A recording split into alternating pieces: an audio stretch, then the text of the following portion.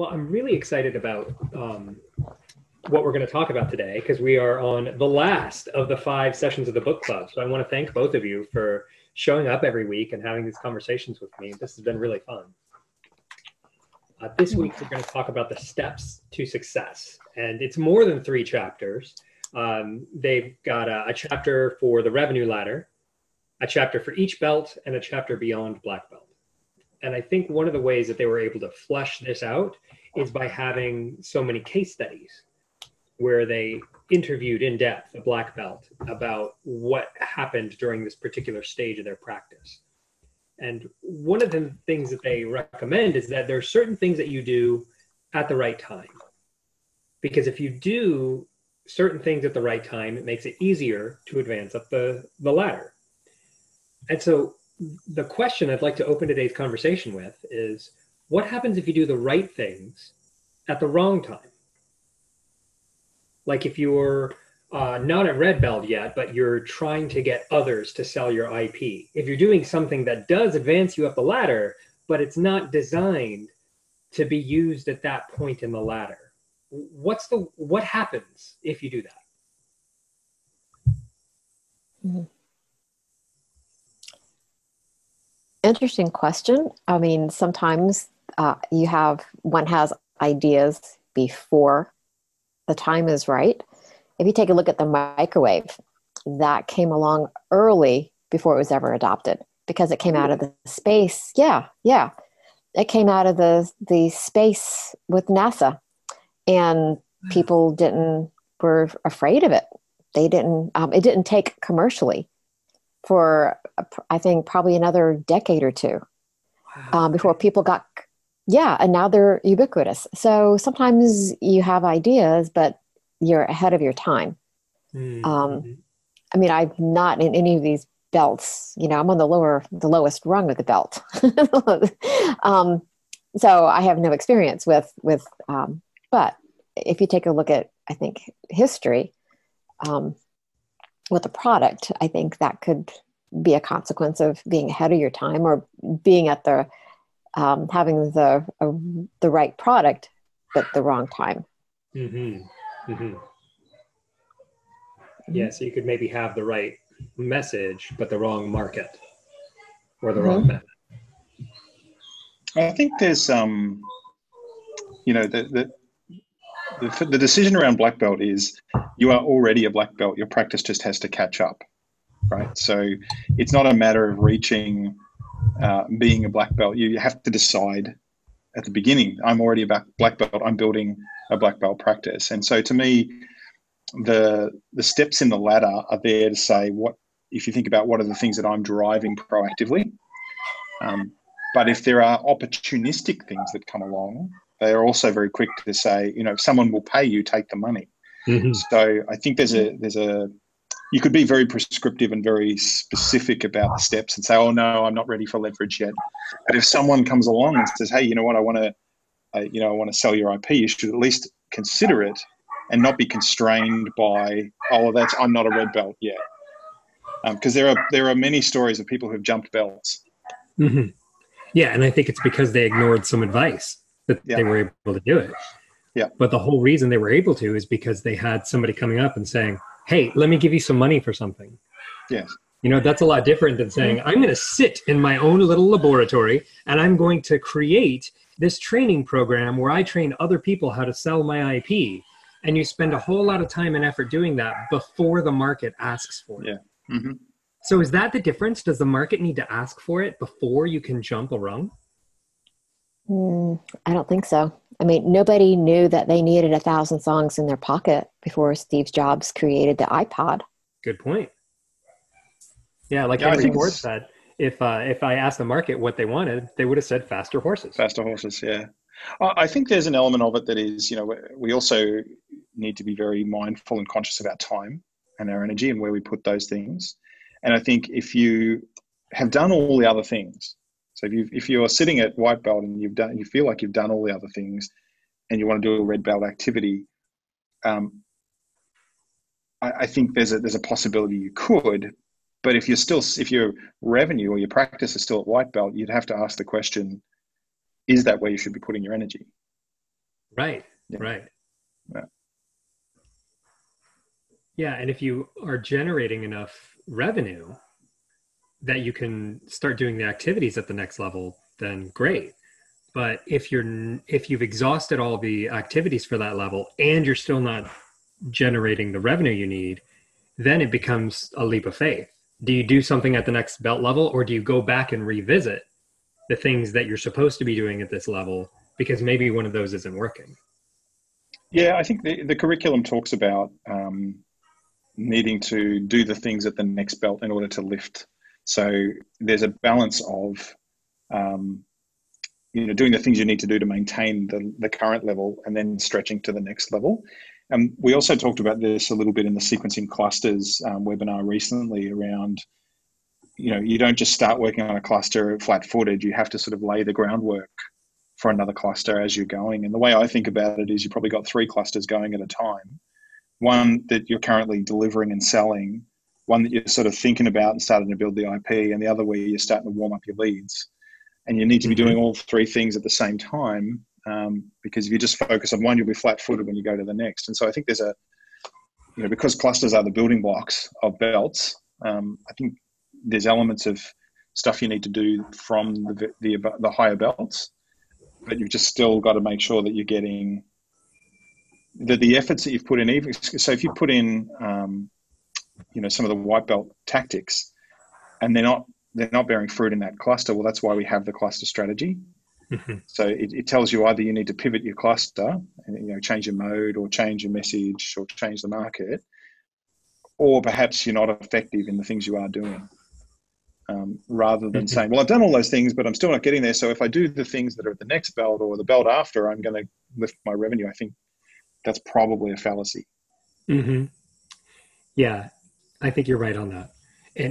But it's very tempting to believe that that's the answer. Oh, well, I haven't gotten this level yet. So if I reach for this level, then I'll get to where I want to go. And it's so much more enchanting to do that higher level work than to go back and redo the stuff that you already did. And that isn't working. Yeah, I agree. But don't you need to set the foundation? Aren't the lower levels, it's just setting the foundation so that you can springboard into that next rung? Yeah, I think that's really essential, especially with what I like so much about the white belt chapter is how much it reiterates that you need to be delegating lower level work. Mm-hmm. And there's this line that I really like that the longer you hang on to lower paying work, the harder it is to move up the levels. Mm.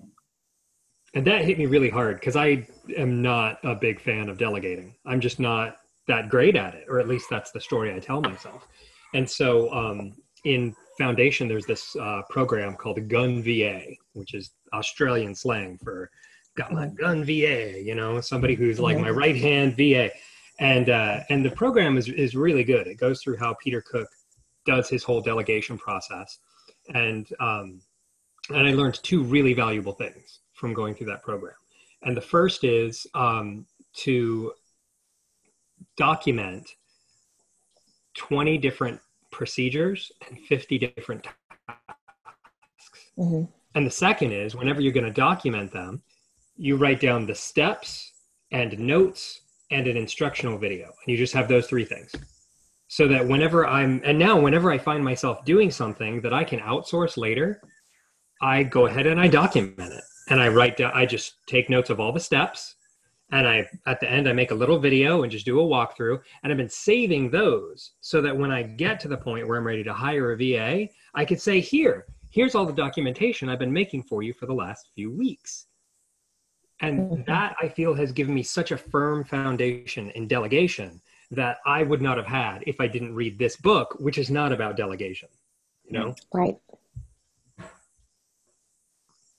Yeah, I did see that portion in the Foundation stuff that I've started to, I would say dive into, I'm starting to wade into. It's a wading process.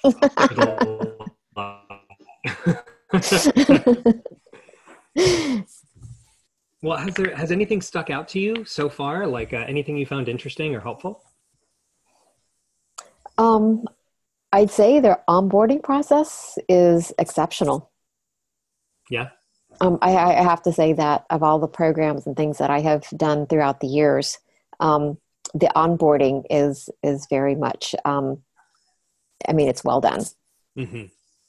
Yeah. That's my first impression. And then too, having read the book and I'm somewhat familiar, now it's the rubber hits the road.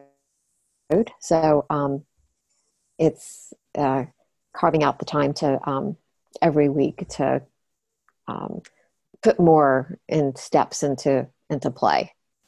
Mm-hmm. So it's a well thought out program for sure. I mean, it's very thorough in how it's Mm-hmm. the whole process very thorough. Yeah, I agree. Yeah. Well, so I didn't answer your question. Oh well, never mind. Go ahead. Let's go on to the book club. I wanted to know what foundation was like for you. So that was great. But I'd like to know how each of us individually, how we are taking our approach to the revenue ladder. I'd like to hear from each of you, like, what is it that you want to do for this quarter and for next quarter in relation to the belts? What's your plan?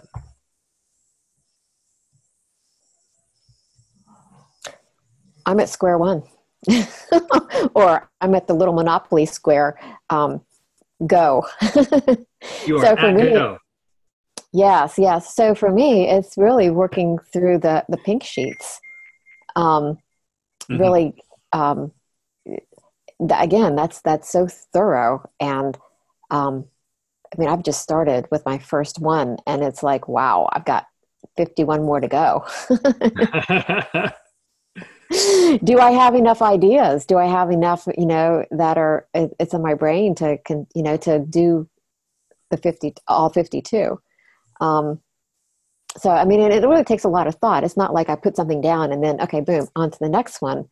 I'm really giving each one a significant amount of thought to put it all together. And it's stuff that I've been doing for a number of years, but it's coming at it from a fresh, is there something else that I'm missing? Like some of my thoughts, what is a metaphor? Never thought about that before. So it's really I enjoy the process. It's, I think this will take me further than I think I've ever been. Yeah, it sure will. Yeah, I've been doing pink sheets for like 6 months now, and I'm up to 30. So I find that I can, on a good week, I can get 3 or 4 complete in a week, and I've got a bunch that are in process, but finished and uploaded and ready, I can get 3 or 4 in a week if I'm really in rhythm. But sometimes I can't do any because there's other projects that take precedence. But once you have them, Sonia, it's amazing how fast you can put together a presentation. I've got 3 different presentations on 3 different topics over the next 2 weeks for other people's audiences. And I don't have the slides or the presentation yet. They're brand new. But because I'm taking pink sheets that I've already developed, I just mix and match them into the right order and then go into the presentations that cover those topics in the past and plop the slides in, do a couple run throughs, and it's done. It's amazing how fast you can repurpose your ideas this way. I love the system. It's just sitting down and really thinking through the whole process. I mean, it's just, yeah, I love that. Yeah, me too. Well, what about you, Matt? What's your plans with the revenue ladder? Yeah, I think I was just sort of reflecting as you were asking the question, Caelan. I think between white and yellow belt. So I'm in an interesting position where my consulting business has been sort of at green belt level. So somewhere between yellow and green belt. And so the way I'm trying to think about it is, my practice is really, am I selling my expertise as opposed to selling my time? So I feel like it's, I feel like I'm somewhere in between there. But the things that I have been focusing on, commit to black belt, I think that's a given. Choose your message, market, and method. I've taken an interesting approach to where I've sort of been calibrating it based on the conversations I've been having. So rather than making a determination sort of arbitrarily and saying, this is what I'm going to go with. I've actually been having a lot of partnering and sales style conversations, and that's been helping me work out, what is my product effectively, what are the problems that I'm solving and for whom, and then how do I, because I feel like I have, you and I had this conversation offline, Caelan, about, pink sheets and the process that different people and the different ways people approach it. For me, I need to have some kind of tangible commercial outcome. Like, I've got a lot of stuff captured in my Evernote, but for me to really progress that IP, I feel like I need to be able to just nail, okay, that's the problem that I'm solving. Here's the solution, that's built around the IP that I'm building. So I'm coming at it from a number of different angles, and I suspect it's less than efficient, but I feel like it's a necessary part of the early part of the process to get momentum. So, I've been doing things like, I set up a spreadsheet for my sales opportunities, and I'm using that as my CRM, to sort of keep my opportunities moving forward, and keep these conversations moving forward. So there's a number of things I'm doing to your earlier commentary around, the different belt levels, but that's probably more because my revenue is probably a green belt level, even though my practice is not there yet. So it's an interesting one for me. But the one thing I did take away from the Sequencing Your Clusters webinar the other week was, I've been thinking, how do I boil the ocean? And I think it was might have been Allison that he commented to, bring it down to the minimal set of what you can sell, and be easy to buy.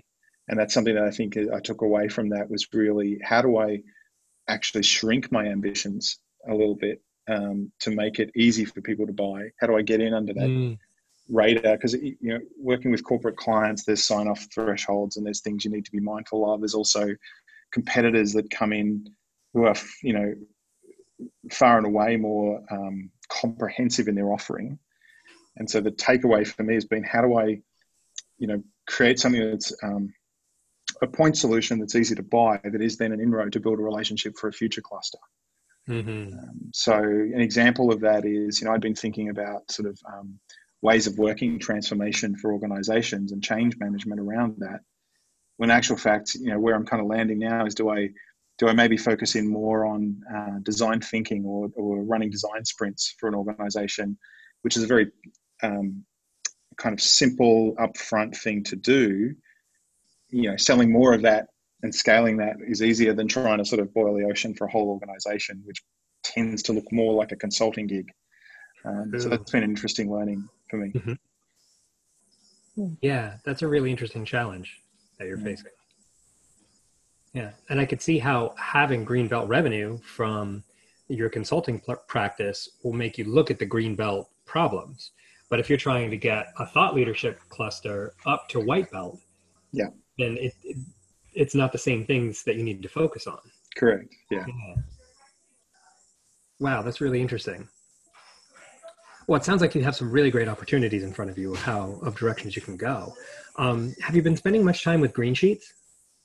Not formally, but certainly that's the nub of my thinking is, what are the known spoken problems? What are the known unspoken problems? And then what's the kind of solution for that? I feel like, the value model, is pretty simple in most of these cases. It's going to be time and money. There is an element of status, and I hope there will be an overlay of happiness. But I was reading Pete Cook's early blogs from when he started as a thought leader over the weekend, and what was really interesting was that he started out with this motto of love your business, and that was his go-to-market. And his reflection on that was, nobody lays awake at night thinking about, do I love my business enough? Yeah, they're worried about cash flow, they're worried about staff, they're worried about, those kind of things, profitability. So that's where I've just been trying to calibrate my thinking around, what I want to see is great cultures evolving where people are empowered and, leadership is sort of a servant leadership style. But I know that the people who are likely to buy this are not laying awake at night thinking about that. Right? They're thinking about, how do I make my people more productive? How do I retain my staff? How do I reduce the cost to acquire new staff? Those kinds of things. So, those are the things I've been ruminating over in the frame of the green sheet, but I haven't actually formally sat down and said, right, I'm going to draw a green sheet, because I feel like I'm in this exploratory phase where I'm just trying to do some data gathering. Yeah. Before I sort of nail that stuff down. Yeah. And it sounds like you're doing the right thinking and going through a lot of different options. What I found is that actually bringing green sheets into market and having those conversations has helped me clarify my thinking faster than anything else. Because I'll start with talking about a problem set and I can immediately see if it's not resonating. And if it does hit, if they're like, yeah, wow, that's really my problem, then I get the immediate feedback from the market that, yes, this is the problem I'm facing and this is really what gets to me. Yep. And I was surprised to find out that the problems that they wanted solved were those problems, because I thought that they were other, basic kind of things. But it turns out that for those problems, we got to get really basic, because that's real, like Peter Cook was saying, cash flow is a problem for every business owner. They all stay up late at night around it. And you can just go around and talk about cash flow and get a whole lot of people to listen to you. Yes. Yeah, that's it. It's true. Yeah. So when I look at the revenue ladder, my consulting practice is between white and yellow, and my thought leadership clusters are not at white yet. But I have a hunch that by the end of Q1, I'll have consulting as a white belt cluster and probably coaching as a white belt cluster. I'm also launching some training programs right now. I like launching. I'm launching a whole bunch of stuff. And I have 2 new training programs coming out, and one of which is in beta, and it starts in 2 weeks. And I've got a whole bunch of busking out opportunities to talk to other audiences and sell them in. But I find that I've been doing things out of order. A lot of things that they say, do this at red belt, I did those before white belt. Creating products. I did those. I like creating products. And so I'll create them even though I don't have a list big enough to sell this type of product to. And when I was at the, here in Wellington, there's a meetup between the local thought leaders every quarter. Everybody who's enrolled in the programs, all the alumni, we all come together once a quarter and, do a 3-hour working session. And it was hosted by a couple of the local black belts. And the conversations are always really good. And something that they said that hit me, that I felt really helped where I wanted to go and what I wanted to do. Oh, crud, it just lost me. I can't remember it now. It was a good one, too. Oh, yeah. It was Lisa O'Neill was sharing something that Matt Church had said. He said, we were talking about professional market versus public market. And Matt Church said, if you don't have a database of 5,000 people in your email newsletter list, people who will open and read your emails, don't bother going public. Go professional. Because you only have to do 1 sale to get 30 people in your training instead of 30 sales to get 30 people in your training. And that was really illuminative for me, because I've been selling to the public for years, because that's my market. I work with individual entrepreneurs, and realizing that if I went into professional market, I would have a much easier time accessing more people. It was revelatory. And I think it's part of, when you unpack the reasons why you haven't been successful yet, it's usually because you ignored some piece of advice somewhere along the way. And I think that this was the piece of advice I was ignoring. So I think that focusing more on the professional market will help me get up the belt levels faster. Yeah.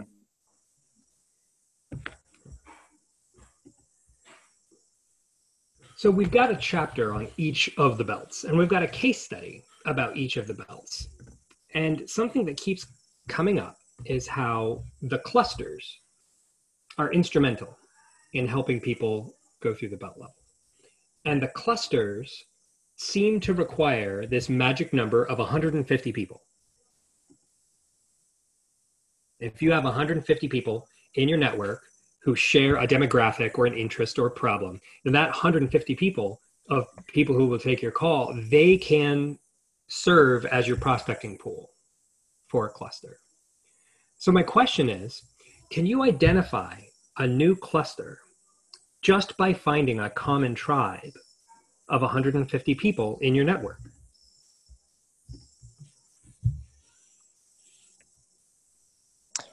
Well, the first thing that jumps into my mind is LinkedIn. Mm-hmm. I haven't tried this. Obviously, I'm still learning the ropes here, but certain with groups, with the number of people in my LinkedIn and the number of groups that I belong to, not to say that I'm active in all 50 groups, but certainly there are 150 people that this could be a possibility or potential. Mm-hmm. So if you were looking through your LinkedIn network and you noticed that there's 150, 200 people who all shared a characteristic, would that be grounds to create an audience? Or I'm sorry, would that be grounds to create a cluster for that audience? Could be. Yeah, I think so. I think it's actually one of the things I took out of the webinar as well was that conversation around 150 to 1500.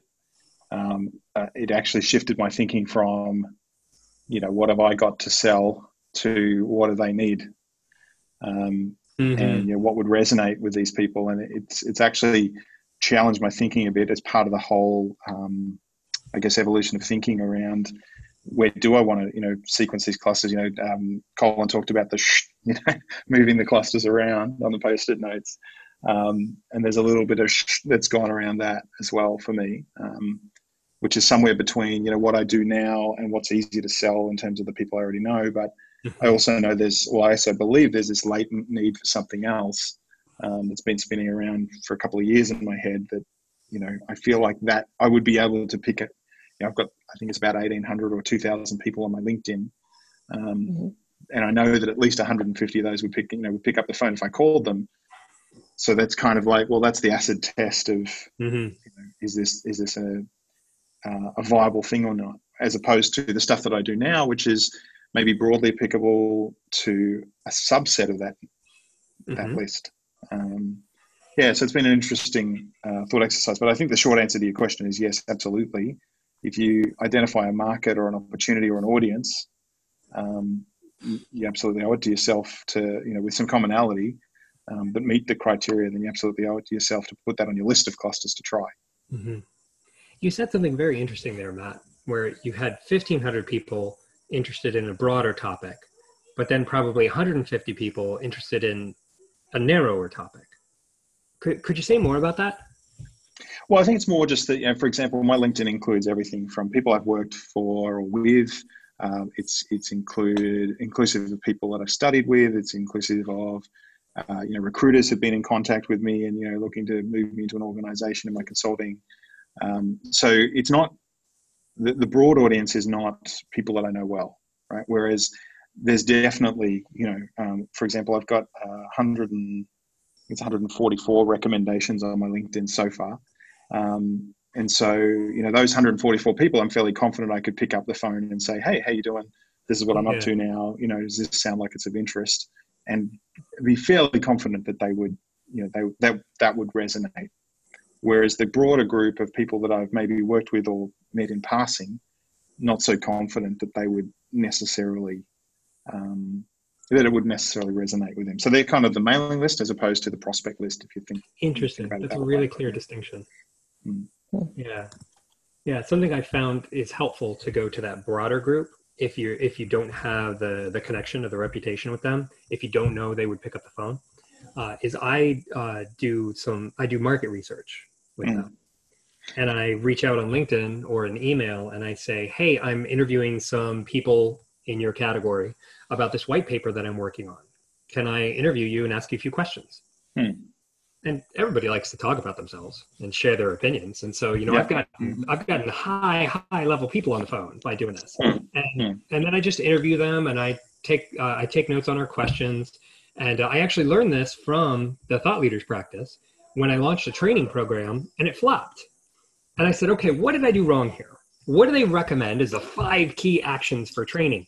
And I went back and I read their 5 key actions, and they said, go to market and do some market research. Yep. Interview people, find out what their problems are, then create the offering and go back to those people and say, hey, I built this offering based on the things that you told me. Do you want to buy it? Yes. It's such a smarter way to do it. Yeah. So I found that helpful for getting people on the phone too, is just to, put together a white paper based on a topic and interview some experts on it. Yeah. So would this not also work for professional groups? Because I speak a lot to professional, and usually there's anywhere from, well, definitely 150 to sometimes 300 people in the audience. So if this is a professional meeting for a professional, say, trade group, then that would comprise 150 people right there that have a common interest because they've come to hear my presentation. So would that not also meet the qualifications of being in a cluster? Well, this is an interesting challenge that speakers face. Are the people in the trade organization in your target market? Or is it the person who books you to speak on the stage that's in your target market? Speakers have these 2 audiences. We've got the general audience that really likes what we have to say, and we've got the particular audience that writes us a check to go get on the stage and get everybody fired up. Right. I'm thinking specifically in healthcare groups, because you have, you've got your nurses group, you have nurses groups, you have your dietitians, you have your radiologists, you have all of these entities, but communication is a thread that everyone has a need for. I see what you're saying. Yeah. So each of those more specific groups potentially could be a cluster. For consulting or for thought leadership? For thought leadership. Yeah. I mean, I guess this is where my mind is headed. I mean, that's what I'm thinking as I'm putting all of these pieces of the puzzle together. Yeah, this is really interesting. So if you were up on stage in front of 150 nurses, how could you take that 150 people in the audience and create an offer that they would want to buy? Just like you were saying, they all need communication. Would it be a training program? Definitely a training program. So, but I'm seeing, so this is where I splinter. This is where, because not everyone of that 150 would partake. So I've run a couple of different services, a mastermind for emerging speakers or people who would like to speak. That's one area. A mastermind or a training for people who want to improve communication skills, which I use applied improvisation to improve the listening, nonverbal communication, and collaboration. So those are 2 separate offerings. So I guess I'm just trying to wrap my head around. And again, I feel like I'm just a little bit of a fish out of water here, trying to put my arms around how I do this, or how I, just the avenue, the paths. Can I just jump in and absolutely. Maybe share something I think might be helpful? Is that the great thing about the cluster strategy is that you have those 3 elements. So in your case, if the message is around a specific type of communication, it might be conflict resolution, for argument's sake. Your initial market might be the speaking circuit. And so your method, if you like, or your mode will be speaking. And the market might be, as Caelan was sort of highlighting, people who want to book speakers to rev up their teams. But then there might be a manager of a nursing unit sitting in the audience who the training piece, having heard the message from the speaker component, might say, yeah, I want to go deeper on that topic with my team. And so linking, it's the same message. It's a slightly different market. It's like a 1 degree pivot Mhm. to say, well, Mhm. instead of the person who booked me for speaking, now I'm talking to someone in the organization who's, a line manager or a nursing unit manager. Mhm. And perhaps she's going to be the one to sponsor for her group of nurses how they deal with, a training program Mhm. around conflict resolution. So Mhm. that's how I would Okay. see it evolving, is to Caelan's earlier point, how do you create an offer that targets that, at the end of your speech to say, I also run training programs for small groups, and knowing who's in the audience, you can calibrate that to say, I've got a specialist conflict resolution for nursing units training program. If you're interested in that, come and talk to me afterward, and that can seed that discussion. So you can take that speaking opportunity and turn it into another cluster. So it is another cluster, but it's only a slight adjustment. And I think this is one of the things that I got early from the program, is it doesn't have to be radically different to be another cluster. Mhm. Okay. It just may be a pivot in your mode. It can be the same message, the same market, and you might go out to market thinking, I'm going to do speakership on this, but what the market wants to buy is actually training. Yeah. And so you do all this speaker stuff and you think, it's not really getting to the 10,000, but you're getting a lot of people saying, hey, would you run a training program? Mm-hmm. And that then becomes the next cluster. Your first one has effectively failed to get to 10,000, but your next cluster is exactly the same message in the same market, but a different mode. So it doesn't have to be radically different between the clusters. Okay, got it. And actually, that was kind of thinking in those terms, but you've just solidified it for me. So thank you for that. That's okay. Yeah. Yeah, that was awesome. Yeah, that's the whole theory that they have behind busking out. You get up on stage, you give a talk for free, and then you make an offer at the end. Mm-hmm. But I think, to go back to something Matt said earlier, you've got to highlight that problem that keeps them up at night. If you can speak to the problems that they're really faced with, for myself, I always like to go out, and my inclination is to say, well, this is what I have. Don't you want it? And it's a total mind pivot to turn it around and say, well, this is your problem. Do you want to solve it? And that lands so much better. And I constantly have to stop myself from saying, well, this is what I have, and kind of muzzle myself and just talk about the problem they have and offer a solution. And it's really hard to do, because I don't know, does anybody else face this challenge? As a speaker, it's always about the audience. It's never about me.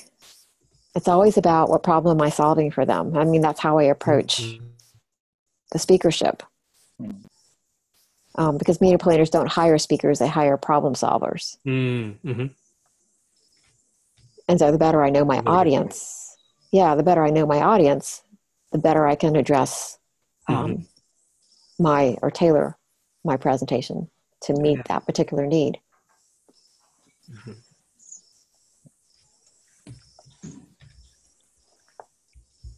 Great. All right. Well, looking in some of the later chapters, something that they talk about, that if you want to get up to the higher levels, if you want to be a black belt, you have to charge prices that some people think is outrageous. And you have to, they said you have to be comfortable charging prices that others think are outrageous. So I'd like to know a number. What is an outrageous price for you to charge? What do you think is an outrageous number for you to charge? For anything? For anything. Tell me. For a 1 hour keynote, what's an outrageous price for you to charge? $50,000. $50,000 for a 1 hour keynote. That's outrageous. Mm-hmm. What about you, Matt? What's an outrageous price? I think the answer is a little bit more subtle for me. I think, the book talks about the different levels in terms of the level of your message in each mode and what a number might look like. I'm fairly comfortable, having been in selling packages before at one earlier stage. I built websites for a living, and we'd sell the website. We knew that it wasn't going to cost us anywhere near that much, but we sold the website for $25,000 because we knew that that was, what represented value to the client. So I feel like the answer to that question for me is more about, well, what's the value the client is seeking to get? I can't put a fixed number to say, well, that's outrageous, because I don't think anything's outrageous if they feel like it's good value. That's a good workaround. Yeah, so it sounds like you already have that comfort. If you gave somebody a price and they said, well, that's outrageous, you would say, yeah. But if my reflection and learning on that is if someone does respond with that's outrageous, you haven't done enough to build the value. You haven't understood the value. So, Warren Buffett has a saying, right? Price is what you pay, value is what you get. And so if you, as a salesperson, if you're not building enough value or uncovering enough value and helping the customer understand the scale and scope of their problem and how this relative to the problem that they're trying to solve is a small amount of money, then you haven't done the right job of educating your customer, and it's on you. It's not on them. Yeah. What makes it outrageous is you haven't done your job to build the value. Yeah. Yeah. And there's some really good techniques in sales pitches where you can establish that value, where you uncover, what's the cost of not implementing a solution? Yep. What's the worst case scenario and how much would that cost you? And then using that number to position your price. Well, compared to not doing anything, which you said was X dollars, this right here, this is a deal. That's it. Yep. Yeah. And I think perhaps depending on the mode, that can be more difficult or easier. So, for example, in speakership, depending on the audience, 50,000 might be outrageous because you've only got 50 people there. It's $1,000 per person for a 1 hour talk. But if that's a series of medical CEOs who get paid probably the equivalent rate per hour, maybe that's okay. So understanding your audience and your mode, I think, is important. But also, vice versa, from a coaching point of view, if you know that there's a pain threshold for an individual client where they can't necessarily get the value or retrieve that value, then again, it's, what the book talks about is really being that conviction that what you are offering is, well represented by the price you charge. And you have to be, if you're not sold, they're not going to be sold. So you really have to ask yourself the question first, do I think this is good value? And be convicted about that. Yeah. Right. And there's so many other, I think, variables that go into this. I mean, to make 50,000 on a platform, you've got to have some degree of celebrity. You've got to be known in a particular market or have the credibility to that has in some way gotten you there. So I said, my thoughts is, go ahead, Pat. No, I was just going to say that said, I was reading, Peter Cook was talking about this, where, your actual payment for what you get on stage. He was telling a story about, I think he got paid $700 or something for the actual speaking engagement, but he sold $12,000 worth of product from the stage. So it's also a matter of pivoting your thinking around, maybe you can only charge the client a little bit, but is there a greater opportunity there? Would you be leaving money on the table to not have a back of the room offer from your speaking engagement that might be 10, 20, 30, 50 times what you got paid for the actual engagement itself? I wholeheartedly agree, because I've left stages with business where I wasn't paid a lot to be on stage, but the subsequent business certainly was greater than what I was paid to be on stage. Absolutely. Yeah. And that business that you get from the stage or the product you sell from the stage, I don't know that can ever feel outrageous. Can it? No. Yeah, because it's your own services, your own rates. You just happen to maybe have a whole bunch of clients, but because the prices are set and you've done it before, that's different than launching a new cluster in a new market for a new price to new people that you haven't sold before. It seems like that's one of the qualifications of outrageous, is that you've never done it before and you're not sure if you can pull it off. Mm-hmm. But if you know you can pull it off, if you've been paid $50,000 for a speaking gig 6 times in the last year, it's no longer outrageous to charge that again. No, because I would have earned that credibility, the celebrity, and word travels fast on the speaker circuit. So I mean that's it's, and the network would support that Yeah. to some extent.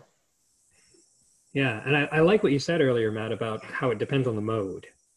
Because I would not find $5,000 outrageous for a speaking fee. That's kind of like the, meeting planners survey said that's like, if you charge less than that, they don't take you seriously. But for me, for some reason, $5,000 for a day of training, if somebody wanted 5 days of training, for me to say, well, that's $25,000. Today, for me right now, that feels outrageous, even though an hour of speaking doesn't feel outrageous at that rate. And maybe that's because of my experience level or how I perceive the different mode. But $5,000 is outrageous for me in one mode and not in another. Yeah, but if you're training 10 people over 5 days, $2,500 a person is actually quite cheap for a 5-day training course. And when you put it like that, yeah. Now, again, it's the old thing of break it down to a can of Coke a day, right?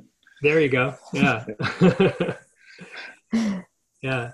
This is another reason I need to get out of the public market and into the professional market, because professional markets have budgets of a much larger size than individual entrepreneurs do. Correct.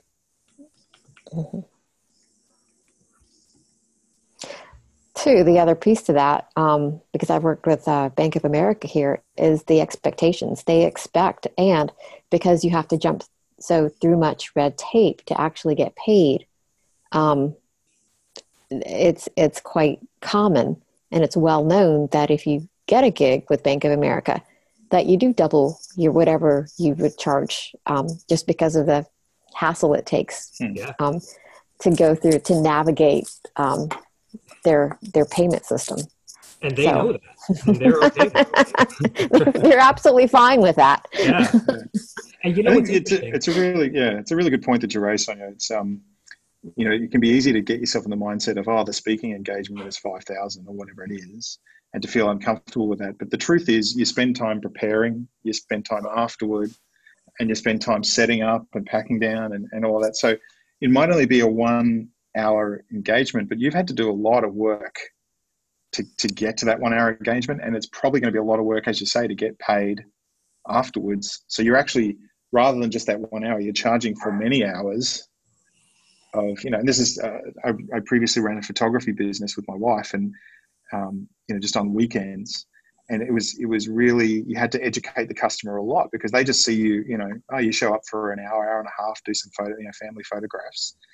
But, you're spending hours and hours in Photoshop and Lightroom. You're spending thousands of dollars on equipment. And so you have to do a degree of customer education around, you might only see me for an hour, but the value that I'm bringing in that hour takes me 25 hours to develop. So, 25 hours, $5,000 doesn't sound so expensive per hour anymore, does it? Yeah. Right.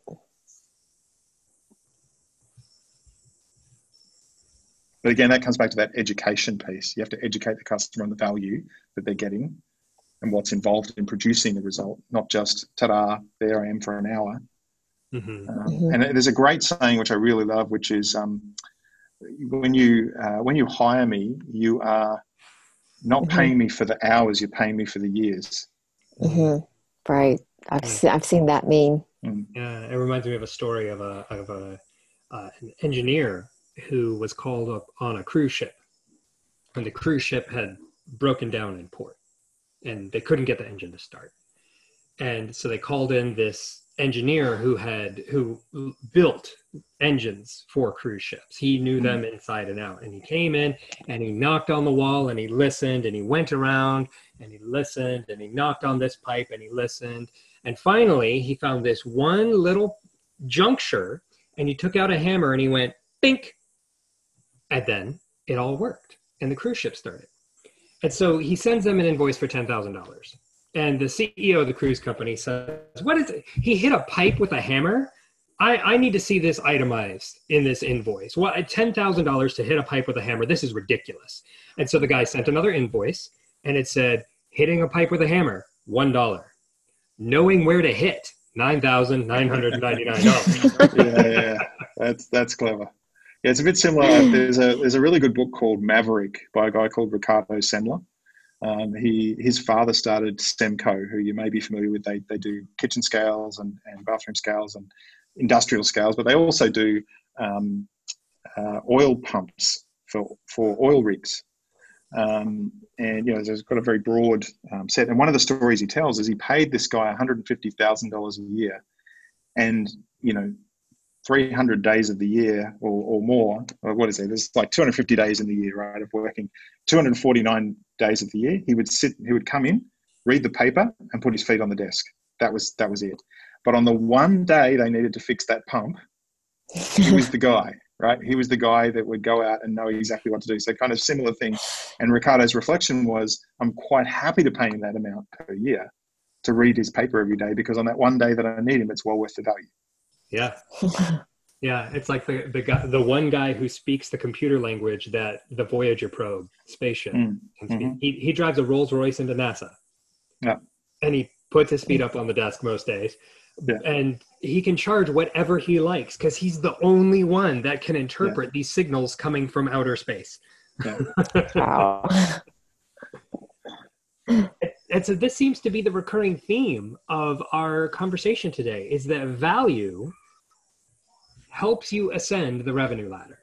Absolutely. Well, it's a differentiator as well.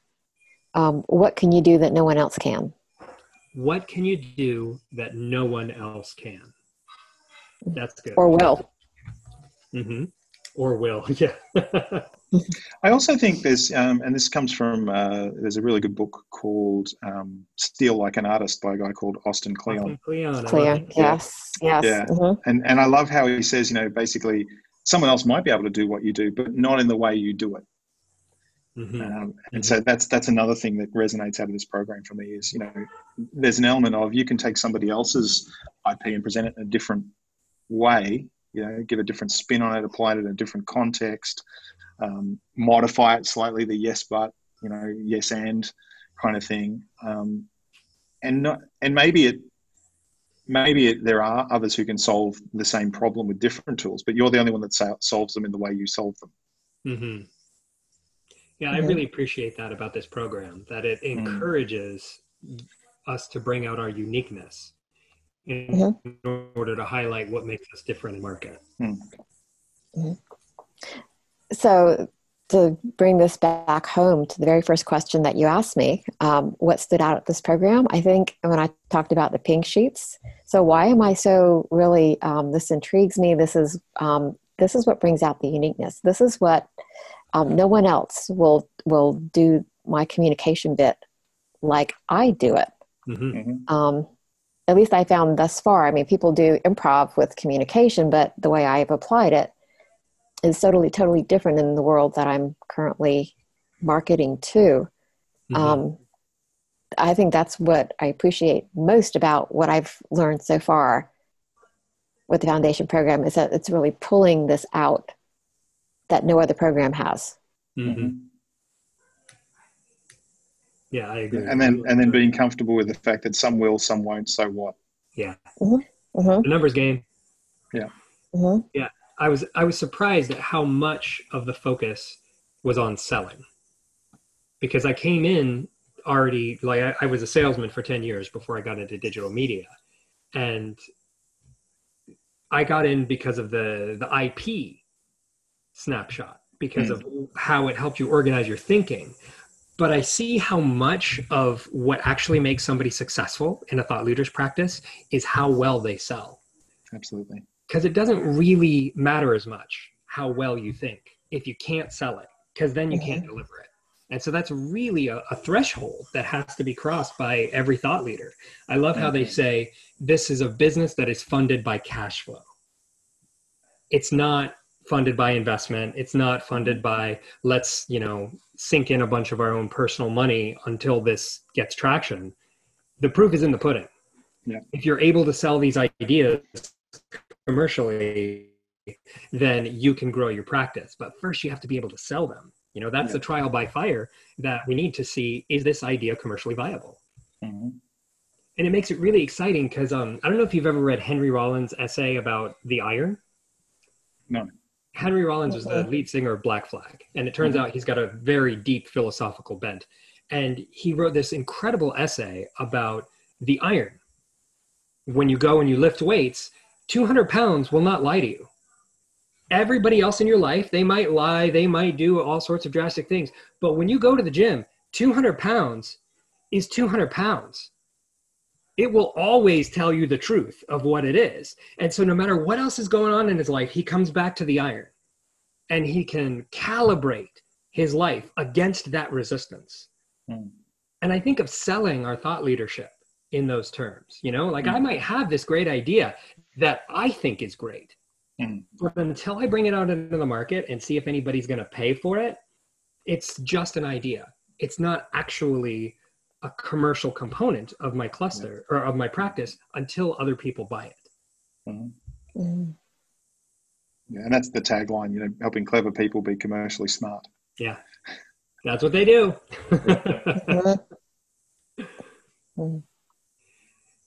Great. Well, we've got just a couple minutes left. Can I get your biggest takeaways from the book or from the book club? What's really impacted you over the last 5 weeks? Wow, that's a big question. You know, I've enjoyed the conversation, the depth of the conversation. I've taken, I'm looking back, probably about 10 pages of notes.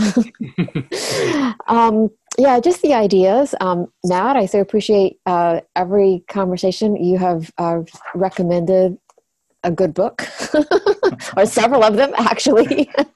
Some of them I've read, some of them I've read, some of them I've never heard of, but I think I'm always in the market for a really good book.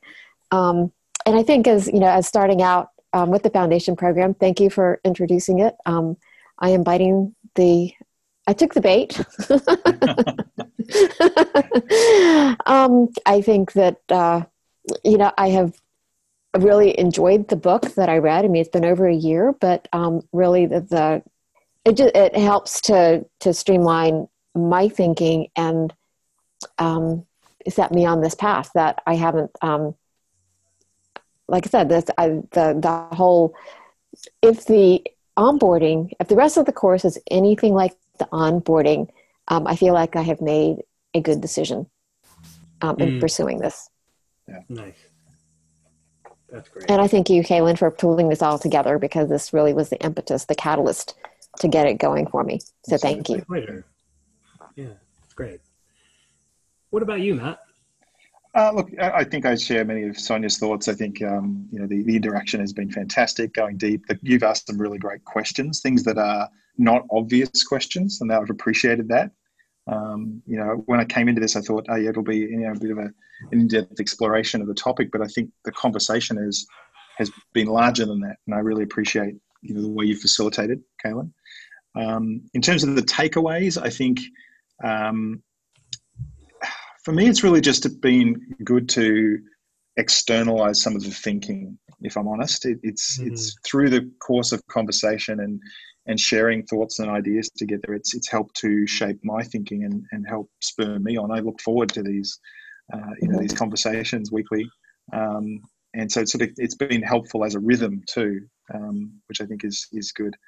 I think it's been great to share. It's been great to learn from each other. I think it's given us a lot to think about. But the one thing I will say, Sonia, is that for me anyway, the foundation program, definitely invest in the curriculum and spend the time there. But also, become an active part of the community. There are a lot of people on the portal, and I spoke to Lynn Caelan actually before I joined the program, because I know Lynn, I've worked with her in the past, and I said, what is this program all about? Does it actually work? And she said, well, I'm actually on faculty, and you know, and I said, okay, well, now your opinion's entirely biased. Um, but you know, she sort of talked about it. She said, look, I've seen people who come into the program and in 6 months have done more than they've done in the last 20 years. And she said, I've also seen people who have not engaged with the program and got nothing from it. So it's really about what you put into it, is what you get out of it. So I just encourage you to be active on the program and reach out. And also, you know, I've reached out to Caelan, I've reached out to UC, I've reached out to a few people and just had these one-on-one conversations as well. Don't feel like it all has to happen on Central. Feel free to reach out to people and get some value out of the conversations, because I've certainly enjoyed that as well. For me, the value is not, the curriculum is definitely valuable, but the value is more in these interactions. Yeah, I can see that. Thank you. Yeah, and that's really the reason why I hosted this book club, and I keep finding new ways to interact with people in the community, is because it's good people. You know, these are we are not the muggles in the everyday world. You know, there's a way that thought leaders communicate and talk about ideas and talk about our commercial enterprises that's so different than the rest of the world. And being able to chat with other people who operate on the same level is very rewarding. And so I've really enjoyed these conversations. And I thank you, both of you, for showing up every week and having these conversations with me. And I look forward to having more conversations with you in the future. Indeed. It's a pleasure. Awesome. Yes. Thank you. Thank you both. All right. Thanks so much. Have a great week. See you around. Thanks. You too. Bye. Bye-bye.